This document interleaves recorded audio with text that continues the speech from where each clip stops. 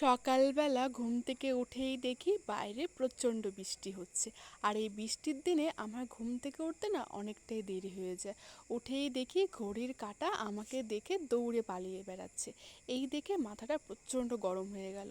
মাথাটাকে ঠান্ডা করার জন্য একটু গরম গরম চা আর বিস্কুট বানিয়ে নিলাম।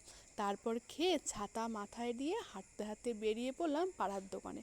সেখান থেকে একটা খরচাপাতি নিয়ে সোজা চলে এসেছি বাড়িতে। বাড়িতে এসে ঘর দুয়ার পরিষ্কার করে বড়মশাইকে সকালে ব্রেকফাস্টটাও দিয়ে দিয়েছি। ও তো খেয়ে সোজা চলে গেল কাজে। এদিকে আমি গাছের থেকে ফুলগুলো তুলে স্নান করে পুজোটা দিয়ে নিয়েছি। এবার বোধ হয় মাথাটা একটু ঠান্ডা হলো। না না, আবার গরম হয়ে গেছে। দুপুরে রান্না করতে হবে নাকি?